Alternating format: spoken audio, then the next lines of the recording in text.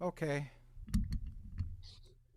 So yeah, so of course that was what is this thing called Love and Stella by Starlight. And I just wanted to just kind of demonstrate the way I play through the chord changes.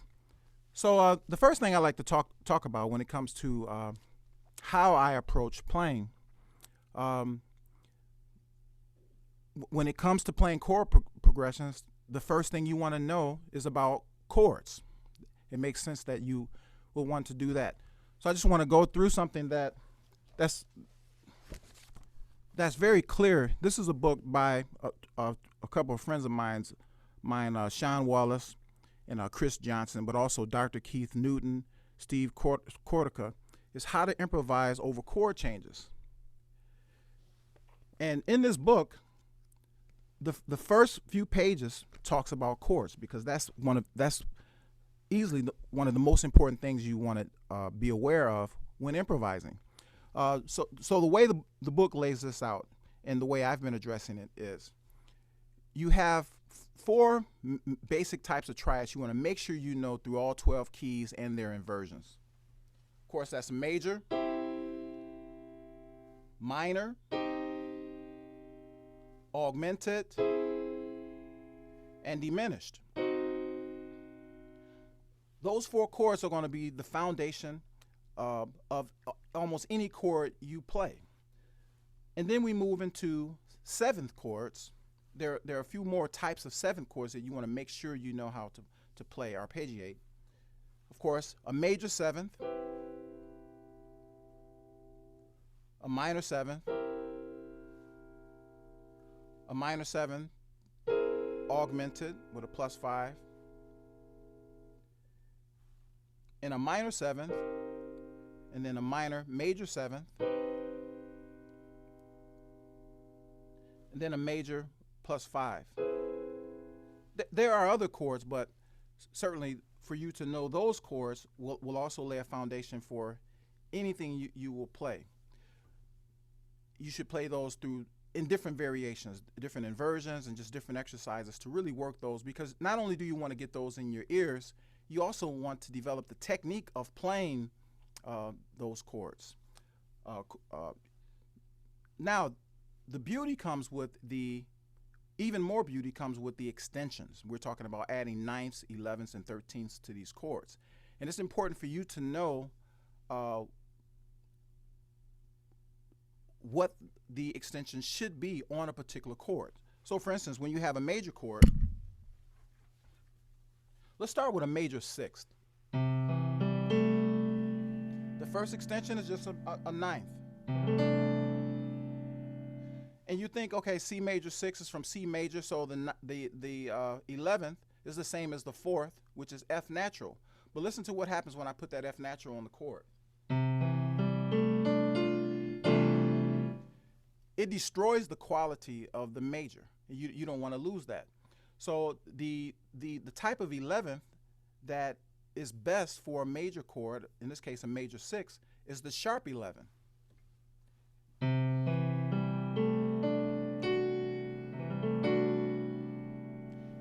And because I have a 6th, I don't need a 13th. The 6th and the 13th is the same note, but just an octave higher. Of course, when it comes to C major, I can add the 13th because I no longer have that in the 7th chord.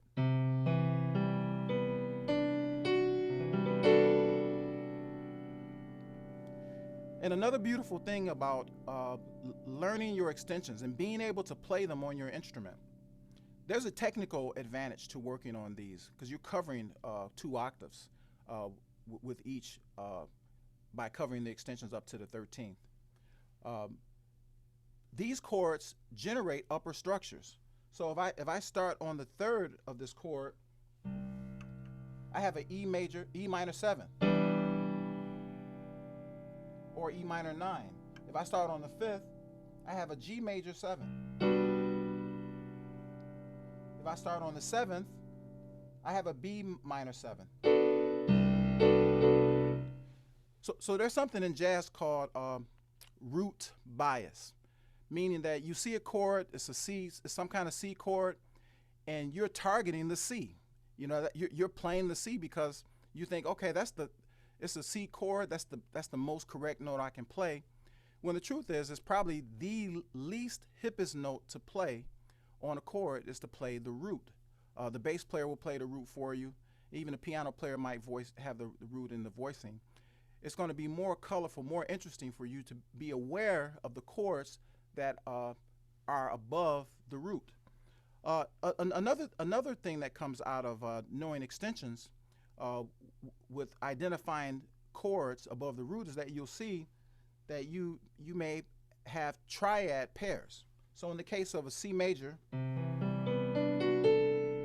I have a C major and a D major. And to just go back and forth between those two chords,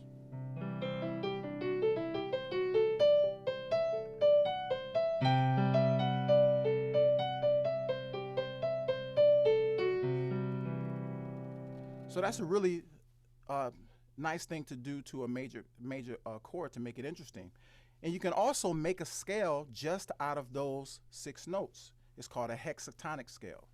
It sounds like this.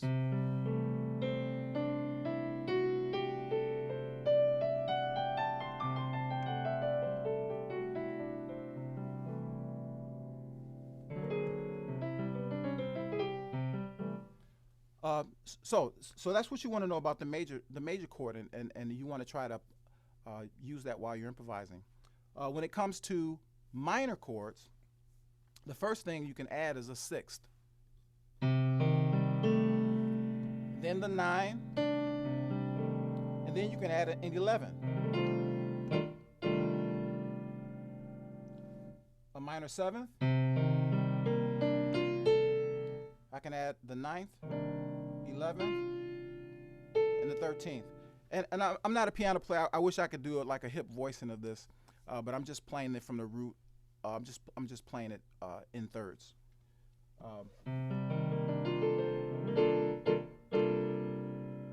So the same with this. You want to be aware of the chords above the root. Like I have a E flat 9, major 9.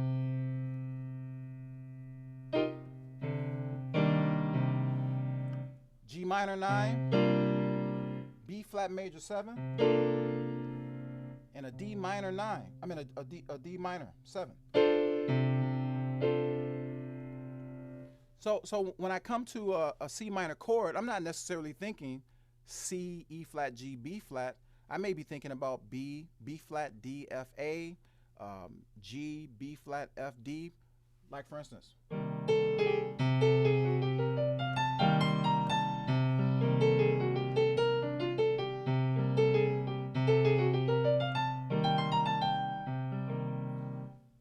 So I went into a line that targeted the 5th and the chord that's derived from the 5th degree of the minor 7th chord.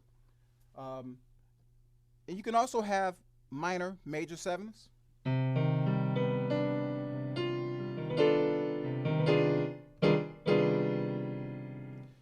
You know, in this book, they show you that you can put a flat 13th on a minor major 7th. I'm just getting hip to that kind of sound. But and finally, the dominant chord is the chord where you can have the most alterations. First thing, you can just simply have a 9. If I add an 11th on this, it gives me more of a suspended sound, and it's somewhat of a different quality than the dominant. So I'll put a sharp 11. I'll favor a sharp 11 instead of the 11th, because I don't lose the quality of the dominant sound. And then, of course, the 13th. And I can keep my 13th and my sharp 11 and put a flat 9. I can keep but I could also add a flat 13th. I could add a +5. I can have a sharp 9, sharp 11, and the 13th.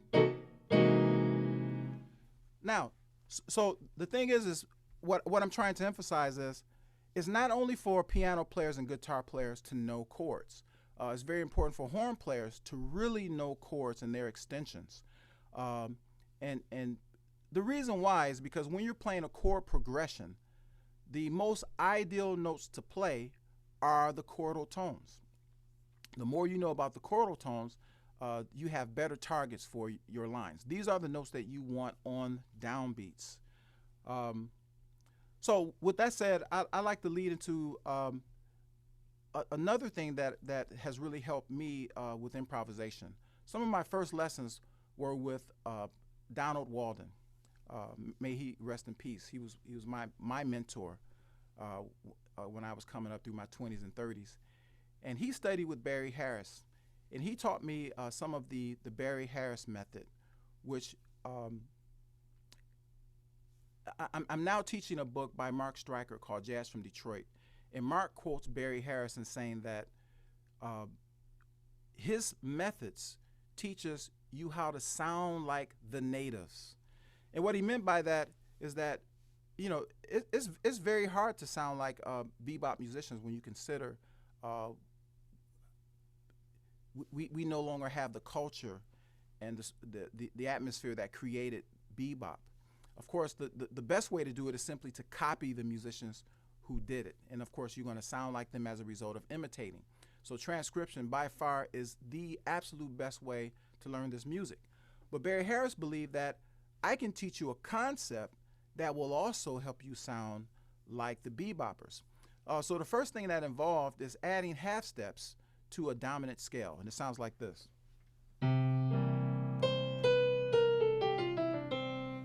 And that first half step, it helps you put chordal tones on the downbeats, which is ideal. But that's the root, 7th, 5, 3, root.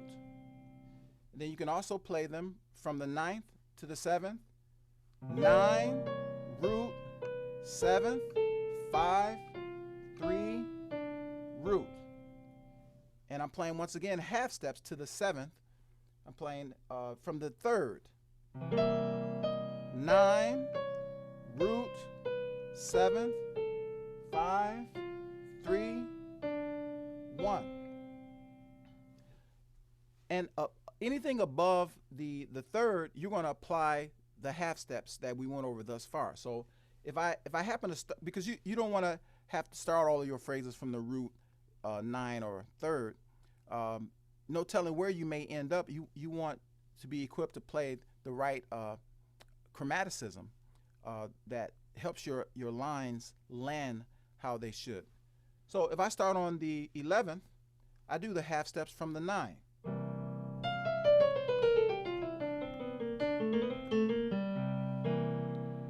If I start on the 5, I do the half steps from either the root to the 7th or the 3rd to the 7th.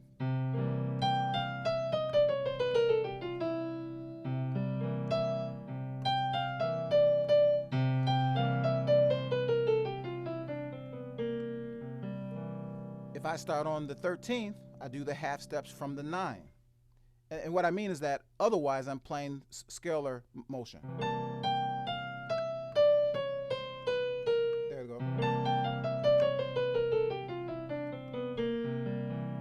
And finally from the 7th, I'm doing the half steps from the root or the 3rd.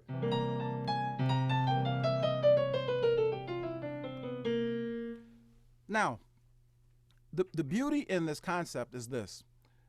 That is a bebop. It's called the bebop scale, and it's based off the dominant chord. The dominant is the 5 of a major scale. So in this case, C dominant is the 5th of F major, and it's all of the same notes. A major scale has modes, 7 modes: Ionian, Dorian, Phrygian, Lydian, Mixolydian, Aeolian, Locrian, and back to the Ionian. Everything I play on the dominant using that bebop scale, I can play it on all of those other modes. So this concept can help you kill several birds with one stone. So listen to this. I'm going to play a lick, and I'm going to play it in each mode of the major scale, and you'll see that it fits just fine. And once again, this is a lick based on the Mixolydian, the bebop scale. See.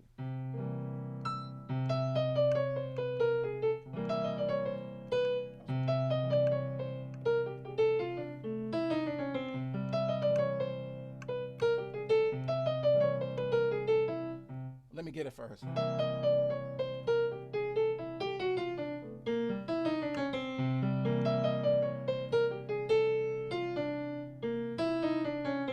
Okay, So I'll do something like that.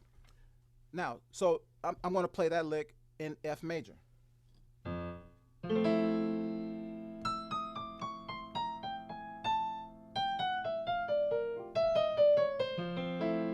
So just then, I wasn't thinking about F major. I was thinking about the C mixolydian. I was playing the bebop, a bebop scale idea on the root.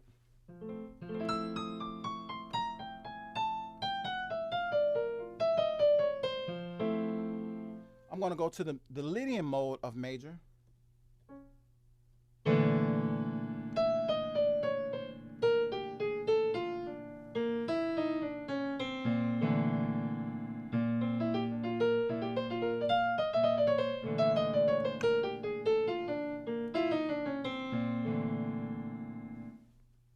Now I'm going to go to the Locrian mode, which is a minor 7 flat 5.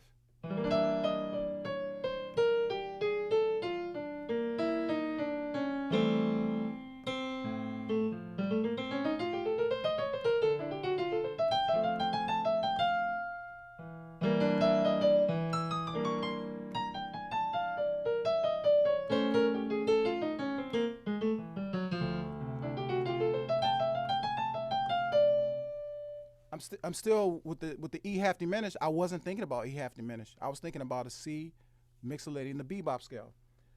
The next mode of the F major is A Phrygian.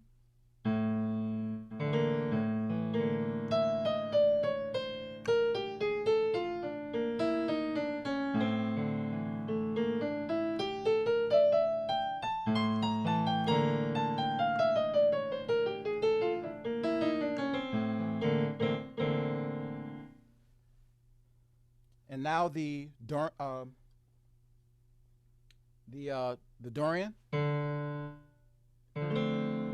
I'm sorry. The Aeolian.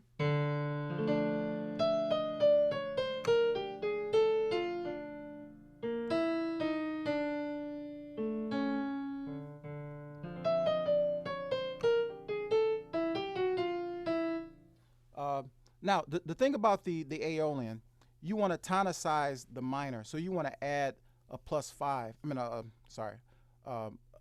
a major 7, so you can give it its own dominant scale. And I'm not this. I work. Let's see.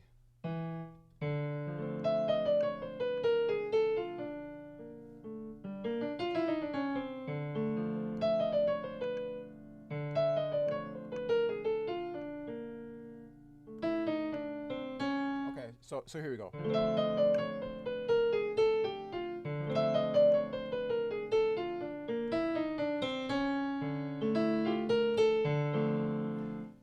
So I'm playing D minor, and I'm still thinking D minor comes from F major.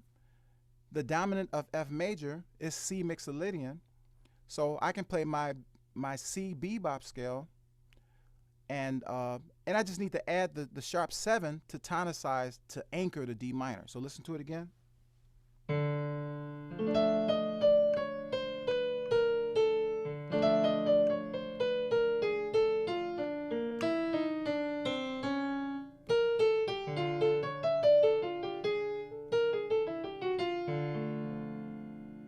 And then the 2.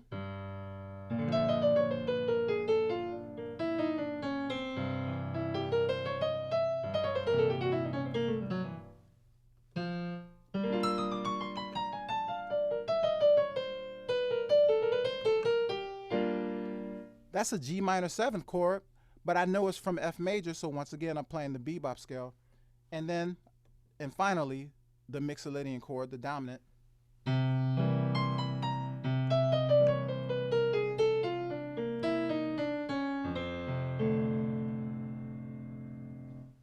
So for many years, that was the main way I played, because when you think about the chords that are found in the major scale, it really covers most of the music you will play. It has major chords, minor, half diminished, diminished. You know, a lot of the chords that will be, what your music is based on, will have those chords. So once I learned my bebop scales through all of the 12 keys, it really helped me develop a way of playing. I didn't develop the ideal way. I didn't develop my playing from transcribing. I developed from the Barry Harris method. And of course, I listened to a lot of music, so I know how the music sounded, but I never did the work of copying other musicians, which once again is the best way to play. I don't advise you to go down the road I did, but it was the way I was originally taught, so it's what I did, and it made me productive when it comes to playing jazz. Now, what I just recently learned, even in the last year, is that ultimately what the bebop scale is an exhibit of is approach tones. Approach tones, meaning that these are chromatic movements towards a target. So this note is approaching that note. This note is approaching this note. This is approaching that note. So what I realized is that after I purchased a book by Chad Lefkowitz, and I want to show you that if I can share the screen. Let's see.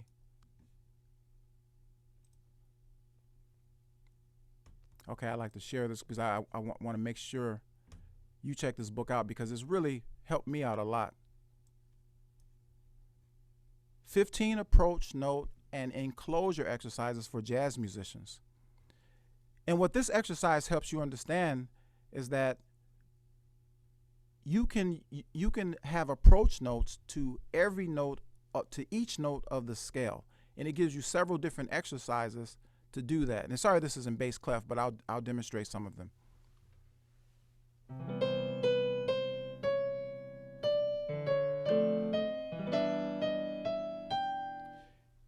And when you have a half step in the scale, you want to do what is called an enclosure. You're going to need to go above, start below the note, go above it, and come back to the note.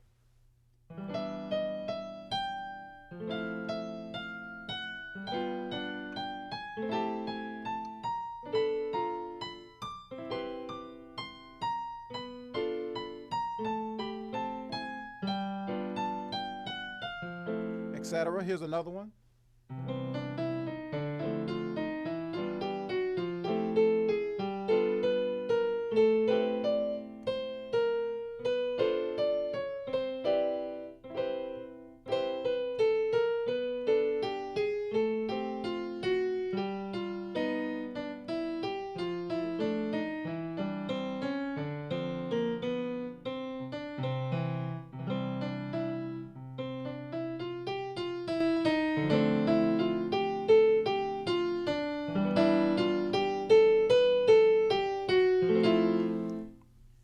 So these ideas go on and on.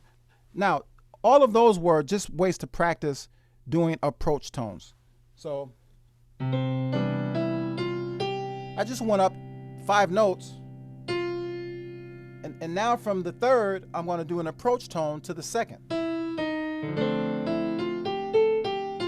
I need to do an enclosure because this is a half step.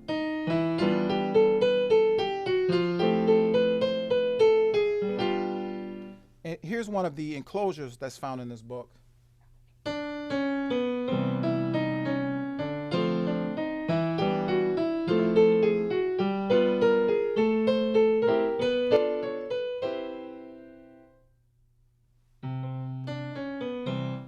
So what's happening with that is it's a practice in targeting the notes of the major scale by 3 notes. I'm putting notes, two notes, in this case, 2 notes above and 1 note beneath.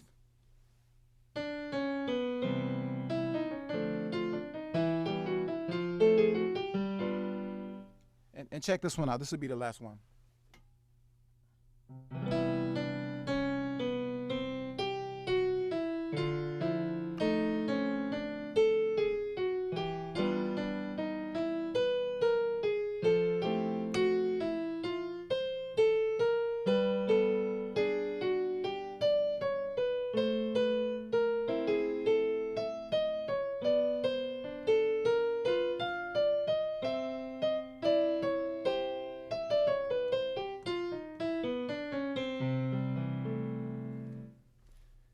So I think these exercises are similar to what Barry Harris talked about when he said, I can help you sound like the natives, meaning that I can give you some exercises to help you work out some of the way these great bebop players move while improvising. So the book also includes, so thus far, most of the book targets each note of the scale, teaching you how to approach those notes. You can approach a note by 4 notes, by 5 notes, by 6 notes. You could do something like this.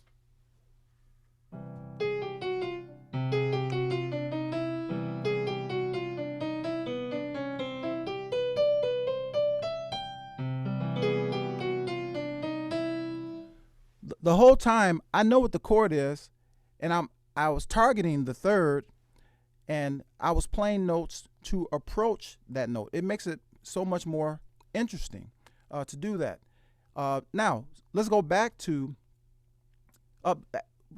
before I go back to the chords. I want to show you a scale that I made to really help with this type of movement of approach or diatonic approach tones.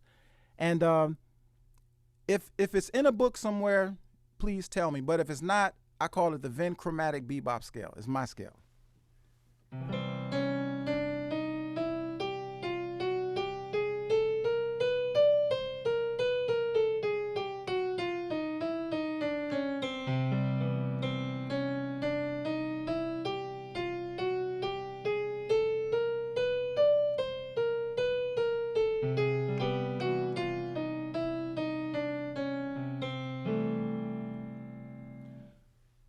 So it's a scale that includes all of those approach tones and then the necessary enclosures when you have half steps built in the scale.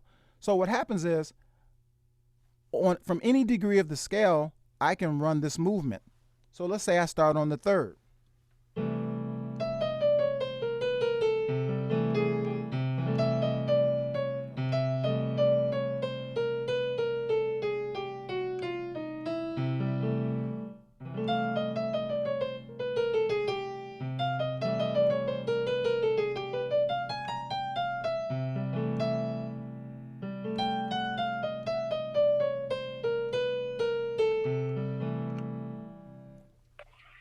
And of course, you can apply that to a dominant scale. You just want to target the notes of the dominant scale.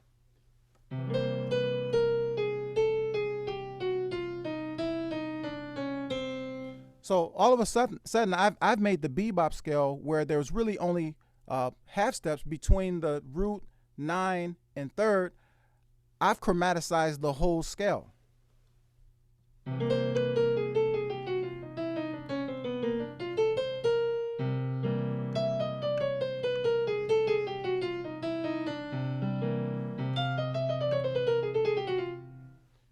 You know, so that's something.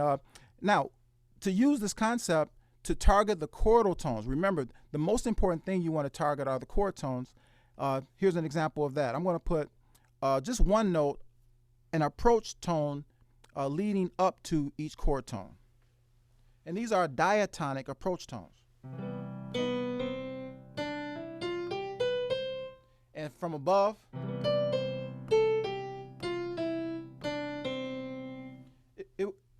when it comes to playing lines, you don't want to just start the line flat. You may, but for the most part, it's nice to get into the line, like set up the line by moving into it. So even just an approach tone can make a line more interesting. So if I did this, it sounds a little better to do this. Or if I enclose it,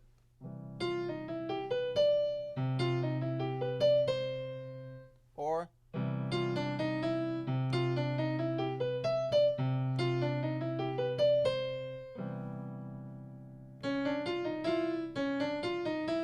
so I play 1, 2, 3, 1, 2, 3, 4. I put 4 notes in front of my target note.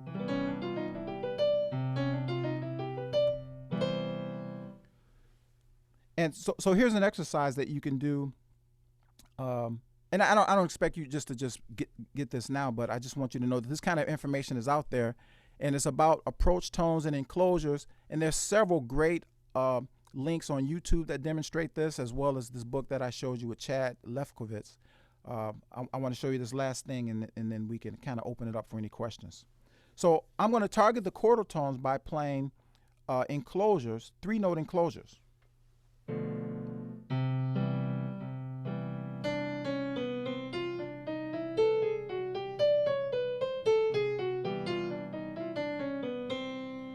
You should be able to do it in minor.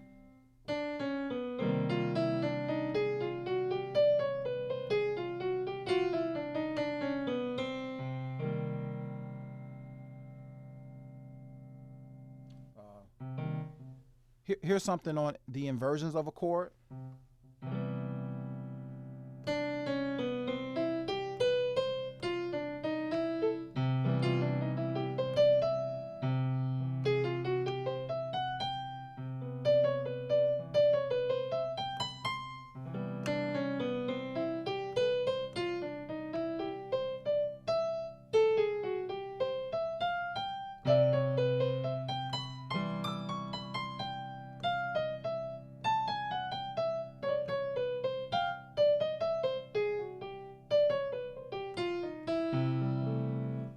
Okay.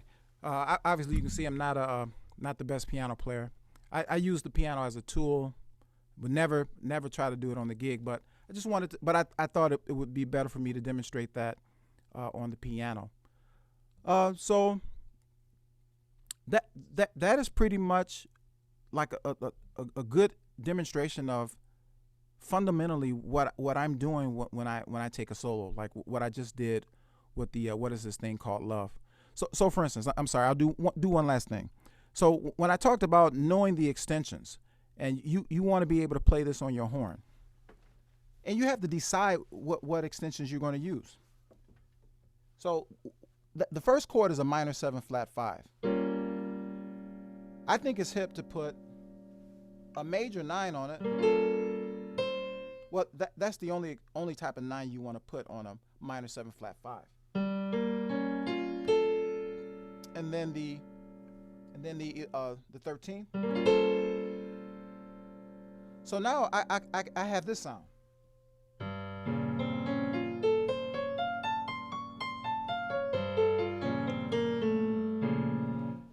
That has a whole different type of sound than if I just really focused on the 1, 3, 5, and the 7.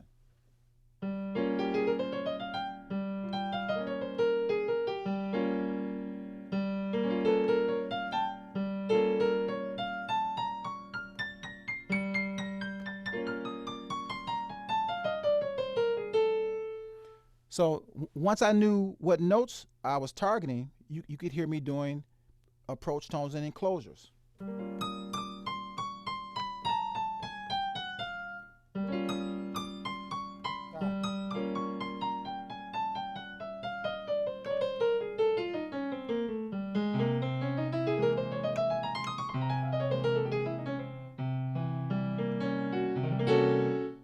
So maybe I would put a flat 9, but then a sharp 11, and then a 13.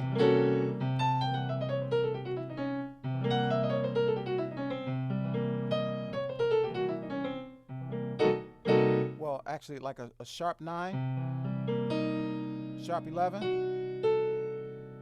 and then when I do those extensions, it gives me that diminished sound. When I get to the F minor,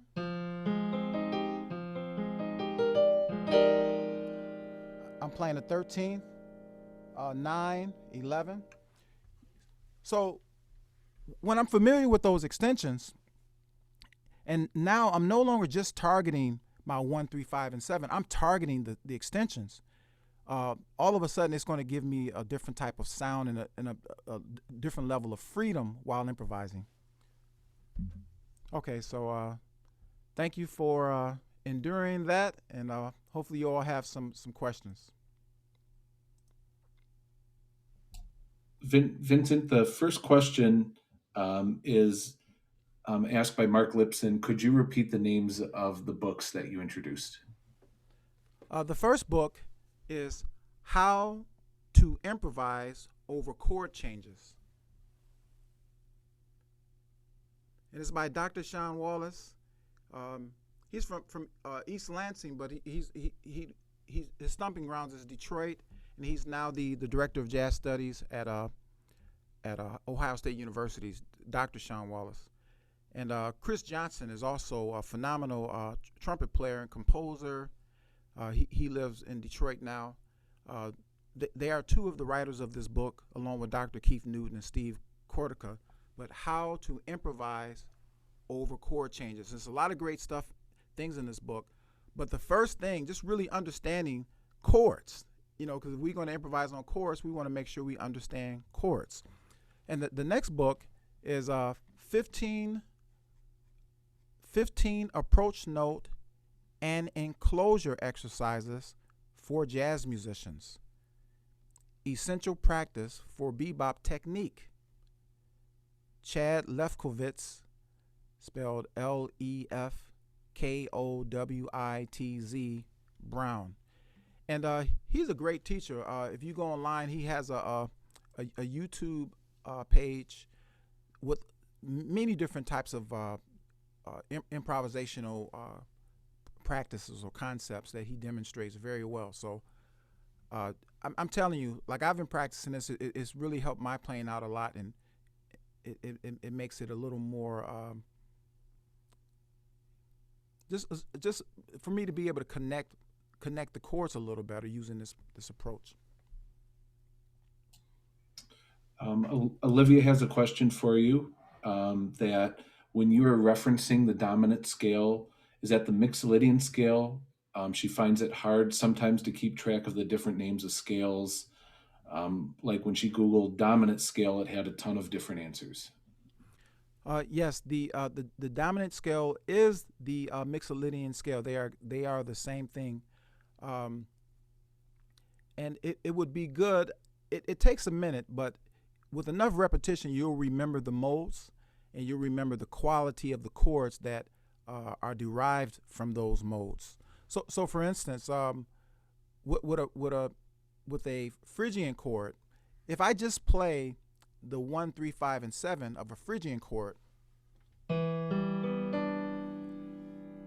that doesn't really give me the quality of a Phrygian sound, like because it doesn't give me the flat 9.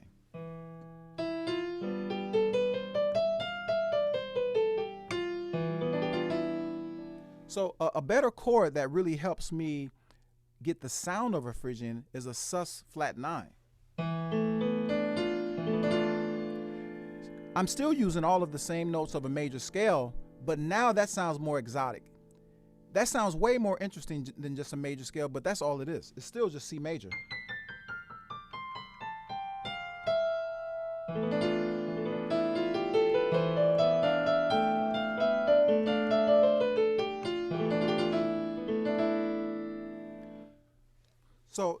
So so for me to understand, and I have a PDF that shows the different types of chords that are derived from each note of a major scale, as well as minor scales, harmonic minor and melodic minor, because each of those scales yield certain types of chords, um, and it simply helps you understand the notes of the scale. So yes, the Mixolydian is also called the dominant scale. But more importantly, make sure that you go and study the modes and understand how that could be beneficial to you as an improviser, by simply knowing the ideal quality of sound that you want to get from the modes. Vincent, Greg has a question asking you how you move from playing over the cycle turnarounds to specific tunes. I'm sorry, you mean how do I address turnarounds? His question is how do you move from playing over the cycle turnarounds to specific tunes? Greg, do you want to elaborate on that? Yeah, thank you.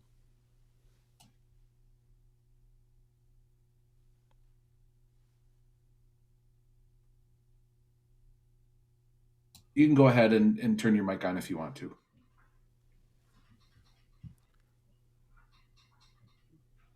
Greg, are you still here? I can say something if I have an idea of what he's talking about. I think that the answer to that question comes back to what I said earlier about the beauty of knowing the bebop method, the, how to use these chromaticisms on a dominant scale, and understanding that everything you do to that mixolydian, that dominant, can work on any mode of the same scale. So what happens is when you have a turnaround to a tune, a common turnaround is 3 6 2 5 1, and what that means is that of a major scale, it's the chord built off of the third, the chord built off of the sixth, the chord built off of the five, which is the dominant, and then we go back to the one. So that's an example of a turnaround. So the thing that I would want to do is I want to turn four chords into one chord. I don't want to think about, or I may want to choose to not think about four chords or six chords. I just want to think about one chord that I can play over all of those chords with maybe some adjustments to address a major third here or there or a minor seventh. But the point is when it comes to this bebop scale method, it really saves you from having to address every chord you see on the page. Greg, does that answer your question? I guess we can move on to the next. Maybe. Yeah, Greg might not be here. Yeah. I have a question for you, Vincent. Um, so some of the students might be wondering, like since you're kind of repurposing the same lick beautifully over different chords, to kind of reach a goal. Now, if the student has to repurpose it and kind of like use two steps to get to the point, where like let's say you're using something that would normally be considered over the dominant chord or the major chord or whatever, but they want to use it over the Locrian mode over like a minor 7 flat 5. How do they make that jump in their head quickly so when they see that chord change on the page, they can make that extra step to play, the thing that would normally be used over the major chord? How what's the manner how you make that step quickly so you can think fast and move? I mean, what's your procedure for doing that? Thanks for the question. And the to be able to think quickly, you need to be able to think slowly. So it's something you want to slow all the way down, and you want to work on it. For instance, um, we didn't grow up with backing tracks. Eventually, we had Jamie Aebersold, but now you can go to YouTube and you can find backing tracks that where you can play over a series of Dorian chords, minor seventh chords. You can play over a progression of minor 7 flat 5 chords. All of the chords of a mode. There are backing tracks that allow you to play over all 12 keys of each chordal type. So, for instance, what I would do if I was really trying to get myself used to applying the dominant scale over these different types of chords, I might either first start with a drone, meaning just like a single chord being held over a long period of time, so you can really acclimate this sound to your ears. But you can certainly do it in musical time by using a backing track that may stay on the C, for instance, like a C dominant 7 for 8 bars, and then it'll go to F7 for 8 bars. It'll go to B flat 7, or in the case you're saying, a minor 7 flat 5. But then you're teaching yourself, when I see E minor 7 flat 5, I'm playing the dominant that is a minor third, a major third down.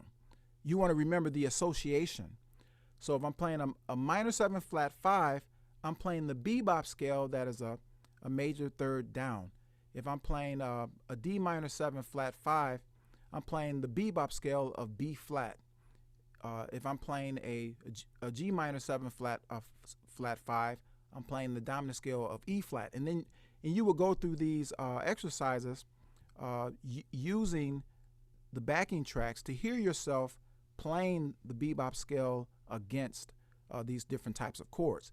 So you have these backing tracks where you have a Lydian chord, which is the chord that's based off of the four, and just like the Phrygian, you don't really get the quality of the Lydian chord by playing it in thirds. That just sounds like a major seven. But when I add a sharp four, now I get the quality, the sound, the unique sound of that mode. And so that's a F major seven, F major seven sharp four, and it's from C major. The dominant of C major is G dominant. So the bebop scale I will play is G, and this is what it would sound like.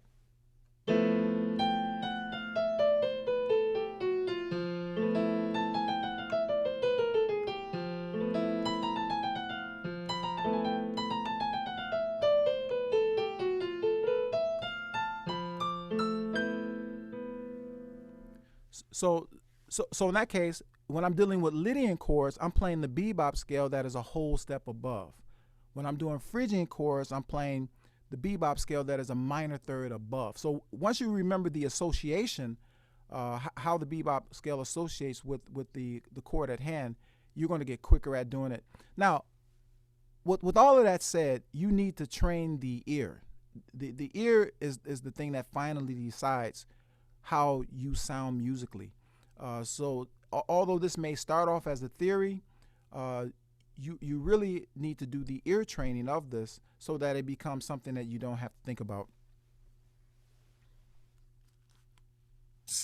So musicians out there, for some of you who don't have as many resources available to you, iReal Pro is a way that you can construct a method in which to create a play along to do what Vincent's talking about. So if you don't have like a specific play along record, you could create G minor 7 and just let it play for 8 bars while you practice with your voice, with your instrument, and can do all that. Or you can spend 8 bars doing it on one step, then move it up 8 bars on the next step, or whatever kind of exercise you want. It's a very low technology type of thing to master. And if you don't know about it, I'd be happy to talk to anyone afterwards about what the iReal Pro is and why it would be useful for you to practice Vincent's thing, which is very useful for everyone here. And it's certainly something that I'm also a scat singer, and for the vocalist, this is exactly the type of work that you could also do in getting this type of chromaticism in your head. So for everything I demonstrated, I could sing it.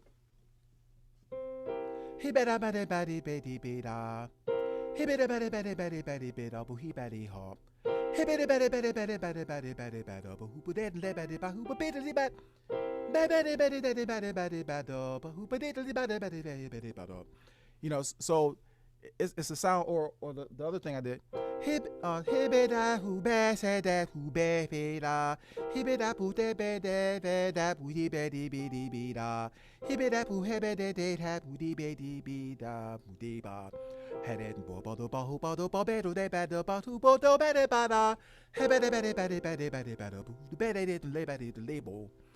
and so that bebop sound, I could put it on a different chord.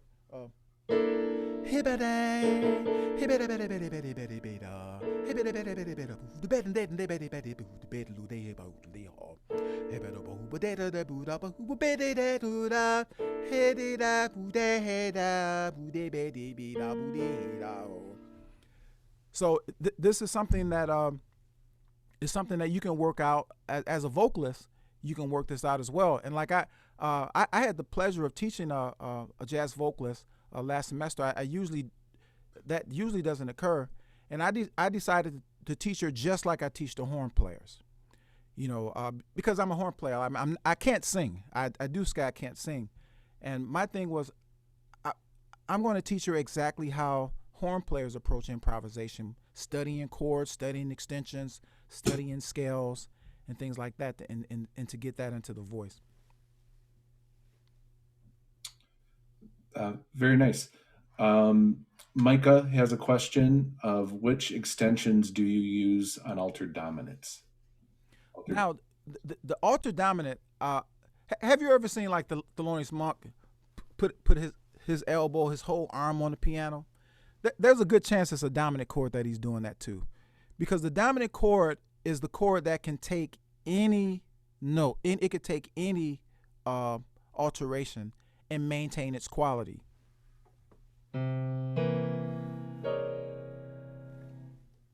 I still didn't lose the quality of the dominant, and I just put the palm of my hand on the piano.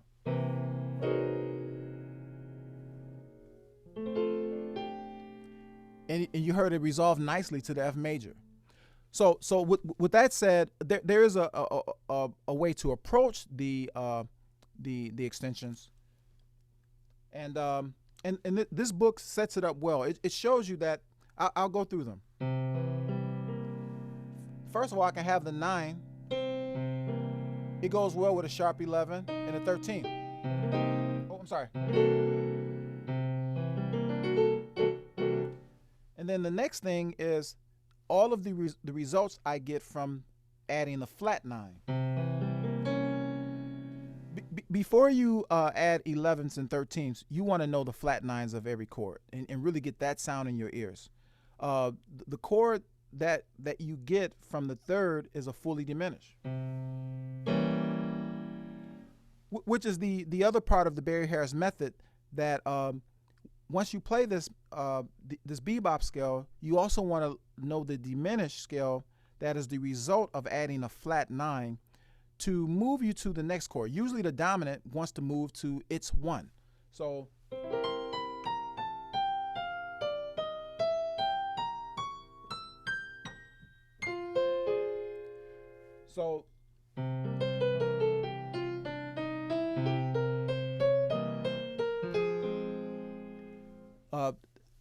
so that flat 9 gives me that fully diminished.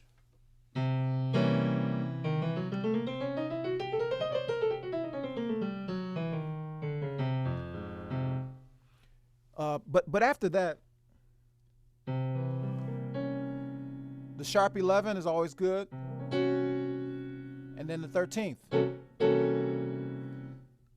or even the sharp 9. The sharp 9 is equal to the minor third. It has a very bluesy sound. And then when I put the sharp 9 and the 13th, I now have a diminished. And if I start the diminished scale from each of those notes, I get this.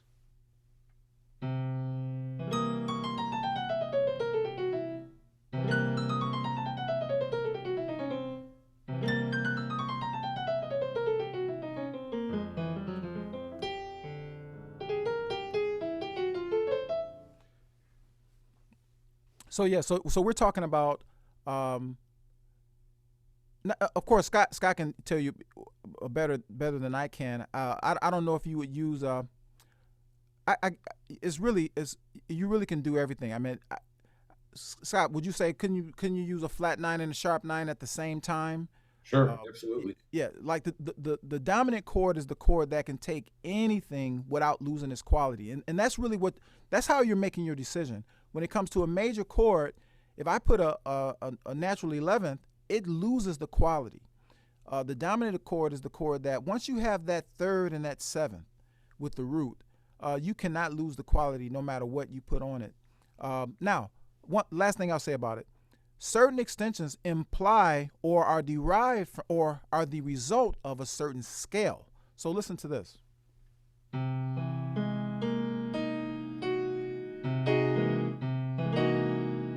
So I have a +5, I have a sharp 9, and a sharp 11. The scale that comes from is called a superlocrian, or it's called a diminished whole tone scale, or an altered dominant. It has 3 names, and this scale comes from the melodic minor scale, a half step above it.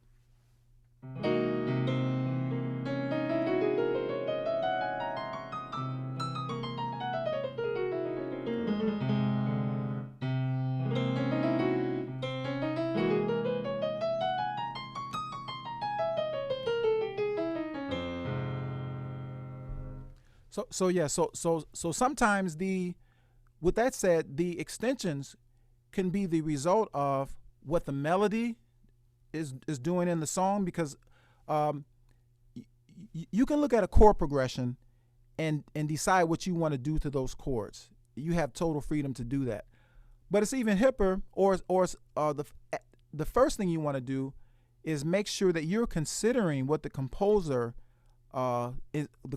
intentions were with those chords, and you can tell by the melody. So, for instance, let's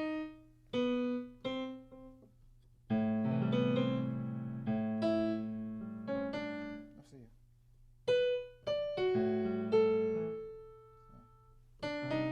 Okay, so check this out. So that's the opening of Invitation, right? And the chord will say minor seventh. But so now you're thinking, well, what kind of minor? What kind of chord do I really play? I know it's saying that I'm in minor, but what kind of chord do I really play? What will my extensions be based on what the melody is telling me? The melody tells you what the composer's intentions are for that chord. The composer will probably just give you the 1, 3, 5, and 7 and let the pianist enjoy deciding on what extensions he will use. But to me, the melody tells me that it's a 13th.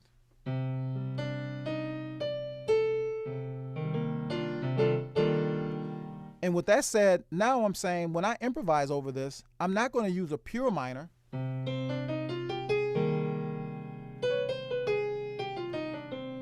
I'm going to use something that has that major 6. So I have a choice to use the melodic minor, but certainly the Dorian.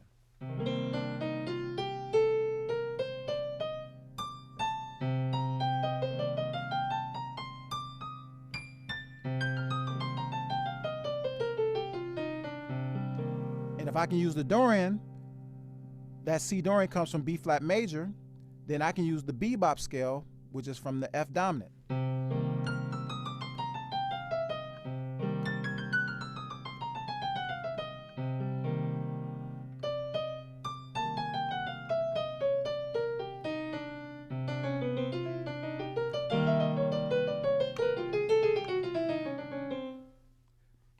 So yeah, sorry for the long answer, but I think the first thing you want to do is we all should study chords. It shouldn't be just the piano players, the guitarists, and the composers who study chords. The reason why we should study chords is because imagine being a painter with only 8 colors. You can get a lot accomplished with your 8 colors, but then what if you could have 50 colors? You can really be more expressive with more colors to paint with. And for the musician, the chords are what we paint with. We can give off a certain feeling by playing chords a certain way. So we all want to make sure that we study chords and learn how to target those chordal tones while improvising. And once again, a giveaway to the most practical extension will be determined by what the melody is doing, and it'll kind of give you a sense of what scale they're implying.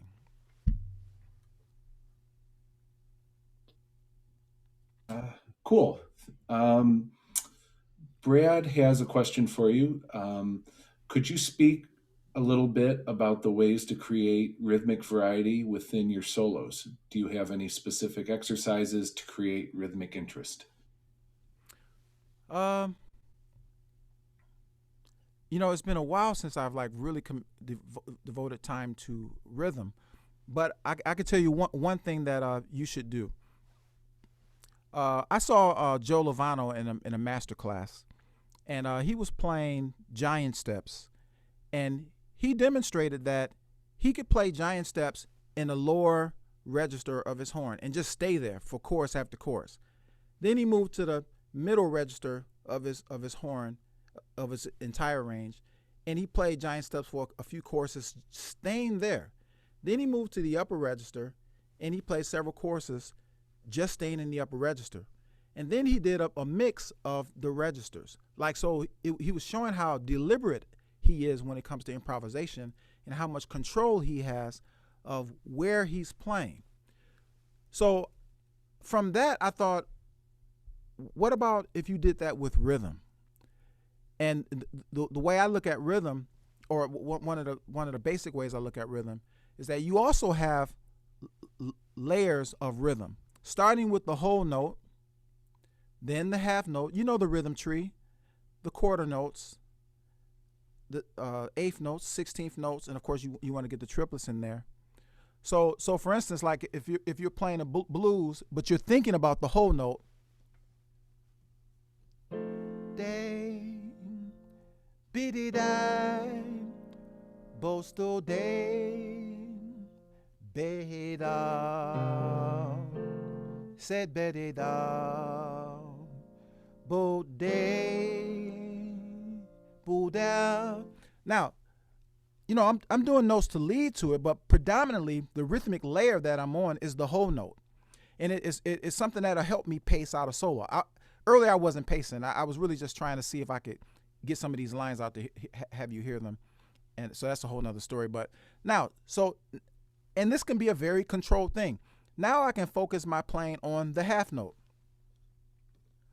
Be, do, bo, do, be, be, da, be, do, bo, be, bu, de, bu, da, da, ba, do, be, da, be, da, be, de, bu, do, be, da.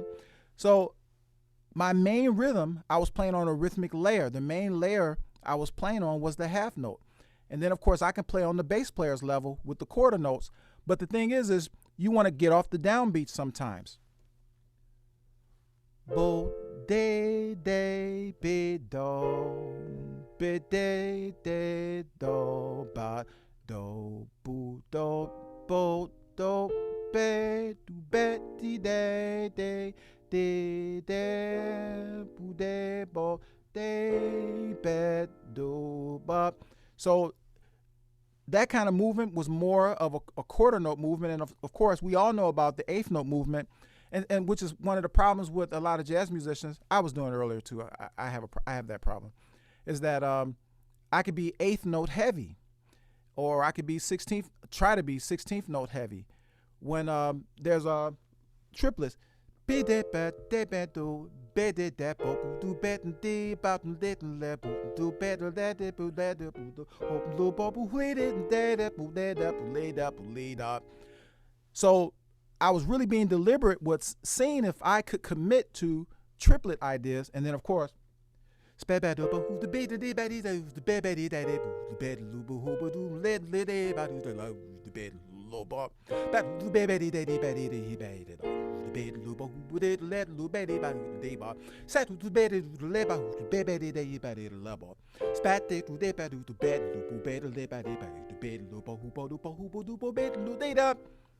and now I'm being committed to the 16th note.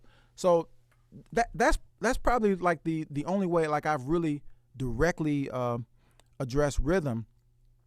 Other than that, I remember Joe Henderson just saying that sometimes I try to start on a different beat or a different part of the beat. So monitor yourself and see if your lines always start on downbeats, or if your lines always start on beat one, and really just like purposely go through a solo and try to start your ideas on the upbeat of 3 or the downbeat of 2. Like little things like that can give you rhythmic variety. But ultimately, we want syncopation in our improvisation, and that's learning to emphasize upbeats, and that's just something that you can work on. Let's take this as the last question. This is from George. When playing your solos, you appear to be very mechanical without thinking of the lyrical quality of some of the great players. In other words, you are thinking chords versus building your own melody and enhancing it through the solo. How do you get away from mechanical to lyrical? Well, I think never move away from the melody. Keep the melody as the springboard to your improvisation. Play in a way that, although you're improvising, if someone knows the song, they can still sing the lyrics along with how you're playing. But also, what I just said is what I can do to do it. If you notice, melodies typically exist on lower rhythmic levels. Like if I go ba be be ba do do be po be da. A lot of the classic melodies exist on more of a whole note to half note, maybe the quarter note rhythmic layer. So when improvising, one thing I can do to be more melodic, and another thing that melodies do, melodies are usually they have intervallic properties to the melodies. The melodies may not typically move in scalar motion. And one time I did this in the class. I said, I want you all to finish this melody. And I just said, bow, be. And they all said, be, da, boo, doo, be. And that's an octave. How interesting is an octave? But the point is that melodies function on intervallic and a slower rhythmic level. So yes, when I was improvising, I wasn't trying to make any melodies or anything. I knew I was going to talk about bebop phrasing and how to just exploit the harmonies. But I'm also aware of slowing down, playing slower, lower rhythmic levels, and also leaving space. Because melodies have space. And even the great bebop players, they have space as well. But certainly when it comes to melodies, we're talking about intervals, lower rhythmic levels, and space. And that's something that we all should strive for. And I will say this: if you get obsessed with attacking the chords, like really, like it's almost like like Train had a point in his life where they called it sheets of sound. He wasn't necessarily trying to play melodies in the traditional sense. He was really trying to attack the harmony, and he was trying to fill a measure with as many notes as he possibly could. And I love when he did that, so that's something I want to do. And it's harder to do it on trombone, and a lot of the great trombone players do it. But I strive for the technical facility to execute my improvisation on that rhythmic level, because it has a different impact. It has a certain type of impact that I want to have available to me. So yes, it is technical. It's not the only thing I can do. A player can't be judged by just two solos with no band and a backing track. Certainly, if you came to one of my gigs, I would have some ballads on the gigs. I wouldn't play 16th notes or and things like that. George, you gave us a great segue, because next month on the same bat time, same bat channel, on March the 6th, I'm going to be giving a clinic on melodic stylizing, meaning ways to enhance, ways to change a melody, working within the melodic structure. So everyone, I encourage you to come back next month. Please put your email in the chat box if you didn't RSVP, because we'll send you a reminder about it. Please give a nice hand to Vincent for coming and giving this